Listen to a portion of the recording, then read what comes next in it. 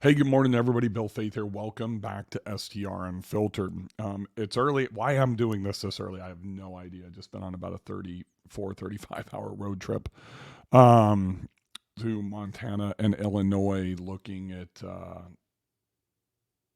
really boutique hotels, lodges, multifamily properties. And so my voice is a little bit raspy. I need some turmeric to get this going. But today I want to talk about preparing our financials. So I'm always in buying mode, so I kind of have to do this and have this ready to go at all times. But what happens is a lot of us are not ready when we decide to purchase a property, and then it makes it really challenging. One, to get closed on time. Two, you might not have prepared well enough, and it could impact your buying ability. So I want to walk through five things. There's five things that you need to focus on to make sure that you're ready to buy financially, and you need to start 45 days in advance. So take a couple of notes during this if you can. If you're sitting down and if you're driving, don't take notes. But if you're watching this on YouTube, then at home, sit down, take notes. Start 45 days in advance. This stuff is absolutely critical. So when that perfect property does pop up, you are ready to go. And the first thing that you want to look at is going to be your credit score. And so for me, I use an app called Credit Karma. And every single day I am looking at my credit score because mine fluctuates. Excuse me, here you go. So you can see there's mine, 772, 759. And what's interesting is I impossible for me to get over 800. I've never been able to do it. And I've got like absolutely no debt.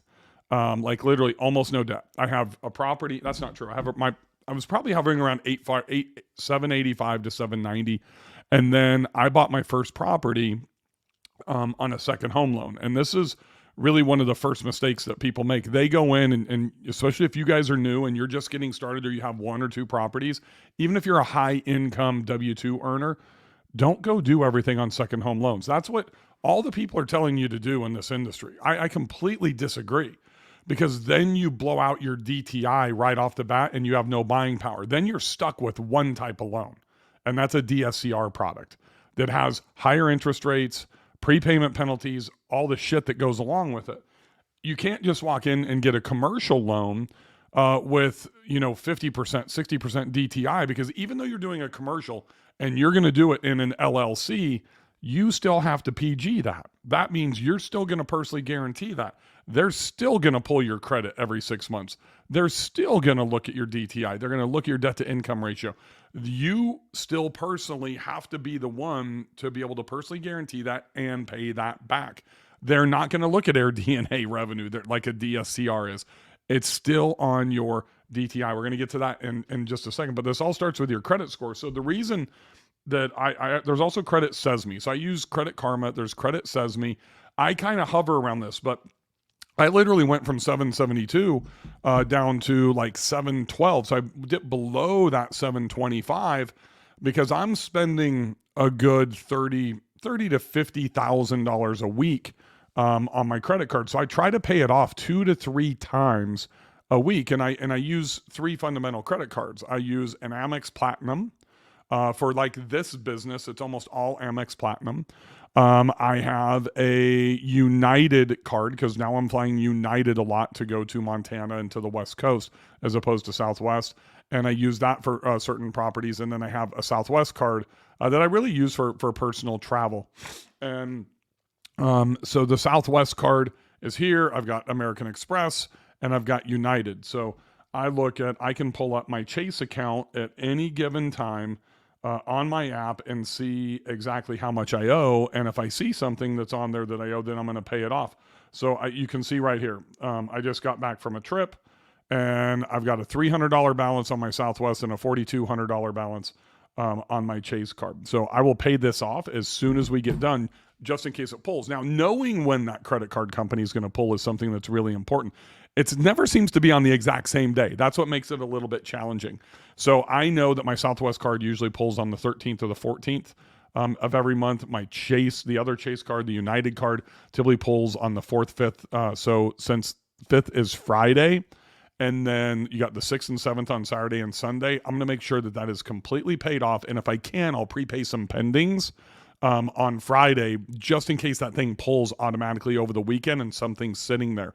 So that's really important because you can have these swings, especially if you're spending a lot on your credit cards. If you have credit card debt and you need to get your credit up, the easiest way is literally to go in and pay down your credit cards. Especially, I mean, if you're hovering around like that high 600, low 700s, and you need to get over 725. If you have $25,000 in credit, one of the things, if you're carrying a $3,000 or $4,000 or $5,000 balance, it may seem small, but it's the percentage of your available credit. The percentage of your available credit that becomes super important. So I try to keep mine always below 1% so I can keep my credit score up and ready to buy. It's interesting. If I showed you the line of, oh my gosh, excuse me, I apologize for that. Over like the last 2 years, I've had that one significant drop because I didn't pay on time, and there was like, I don't know, $27,000 balance that was on there, and I literally dropped by like 55 to 60 points. I don't remember the exact number, but it just stays right between like 772 and 790. And it doesn't matter what I do. I can't push it over 800, and unless I have a lot of credit card debt and I miss those payments on that date, then it'll drop down. But it's just really consistent right around 775, which is great for the banks because they want to see that consistency, right? That's something that becomes really important to them as well. So managing that credit score is number one. And the reason we need to start 45 days in advance is because we can't just go make a credit card payment and poof, that it's going to, change the next day. Even though they're pulling almost daily, it's something that really doesn't happen until the credit card company goes back in. So it's going to happen like once a month. That's why we need to plan at least 45 days in advance on your credit score. Number two is going to be that debt to income ratio. That's something, once again, that takes time. You can go pay stuff off if you're already in the loan process. But if you really want to be prepared in advance, you kind of want to try to hit that ahead of time. So one of the things with this, I have 3 pieces of bad debt. That's it. All the other debt that I have are on my real estate, my investment properties. But my wife's vehicle, my vehicle, I don't know if they're considered expensive these days. They are to us because we don't buy a lot of extravagant stuff. But my wife has a Tesla. It was about 75 grand. I've got a Ford Raptor, roughly about $100,000. And then we own a boat that we paid roughly $100 grand for. And so that's right around $275,000. We put 50% down on all 3 of those. But we did finance the rest of it, and we got tremendous interest rates. Probably should have put less money down, but I'm kind of somewhere between that Robert Kiyosaki and Dave Ramsey. I don't like having debt, especially bad debt. But the key here, and this is where you want to take notes, is my wife owns all those things. I do not. My name is not on it. Not on the title. It's not on the loan. That is all under my wife because I'm the one that's qualifying for the properties. So splitting the debt, and if you're married and your spouse is not going to be the one that's qualifying for the properties, then you want them to consume as much of that debt as possible. So if he or she could qualify for a second home loan, if you're new, and the strategy is going to be that Bria's going to take the first house based on her debt to income ratio, and let's say she makes $100,000 a year, and we can go qualify for a $500,000 property, and then Bill's going to take the rest. So there's a lot of strategy if you're a married couple and how you're going to divide that debt.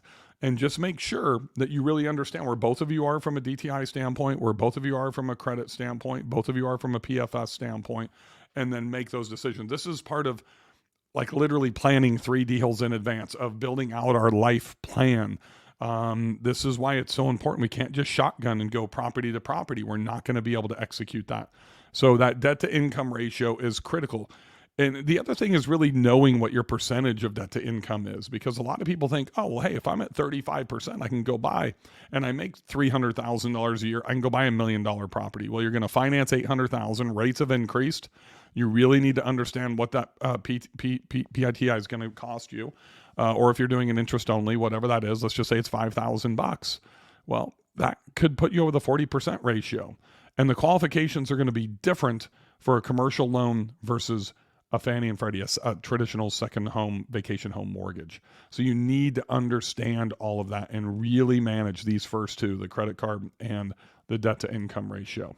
This third thing, which really is number 4, is what most people don't really pay attention to. And most of you don't even have a personal financial statement. When I walk into a bank, especially if it's a first time, and I have no relationship with them, I want to blow their doors off. I want to have all my shit buttoned up, and it's going to be pretty, and it's going to be so easy for them to download that file or open that PDF and thumb through it or print it out, whatever they want to do, and say, man, you know what? I've never seen somebody deliver this to me and this fast. And a lot of people don't have a personal financial statement. So what happens is the bank will say, here, let me send you the stuff that I'm going to need. And then you have to go and you fill out their personal financial statement. And there's absolutely nothing wrong with that. But if you want them to think that you've got your shit together, I want you to have everything ready to go for them ahead of time.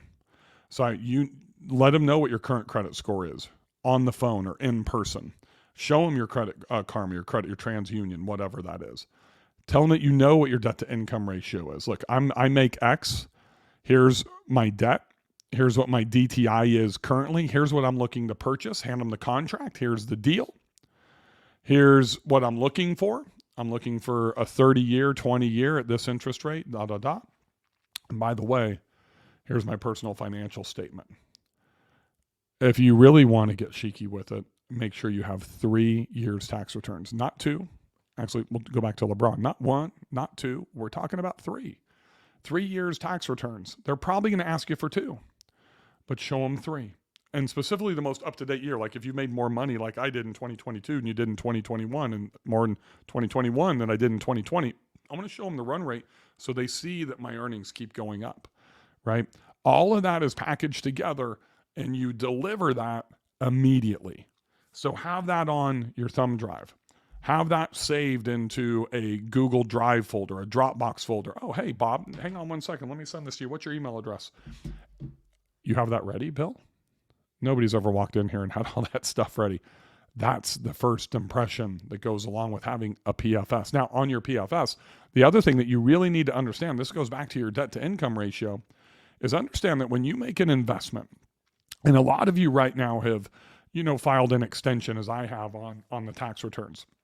So if you've done that and you bought properties last year and you've added $100,000 in rental income or 50 or 25 or 300, whatever that number is, then you really need to understand that that is not going to count if you're walking into a bank today and you don't have your 2022 tax return ready to go. So if you added that content, even the revenue even previously, you have to understand that additional rental income could trail by a year, possibly even 2 years, based on when you've purchased and when you have implemented your taxes. So if you're purchasing right now and you've got an extension, you can't bank on that. And then you don't want to show that debt if they're not going to attach revenue to it on your PFS.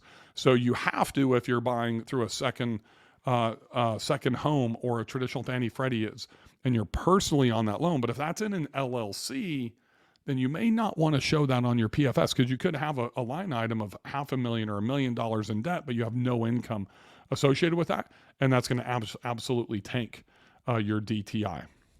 So we talked about that bad debt and how me and my wife separate that bad debt, why I don't own any of the bad debt. Those are the things that you want to look at. You start 45 days in advance, focus on your credit score, your debt to income ratio, your personal financial statement, and that bad debt. And if you can nail all of that and you have everything ready to go, this is a critical part. This is why I want you to prepare. So you have everything ready to go, boom, saved on your phone.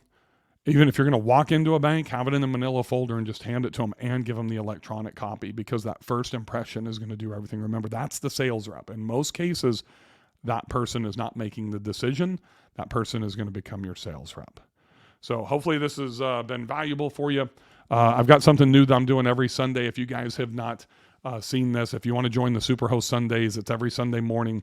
Just text Superhost Sunday, all one word, to 844-764-2132. That's text Superhost Sunday to 844-764-2132. And that's something special that I'm doing every Sunday morning that you won't want to miss. Thank you for joining me on this episode of STR Unfiltered.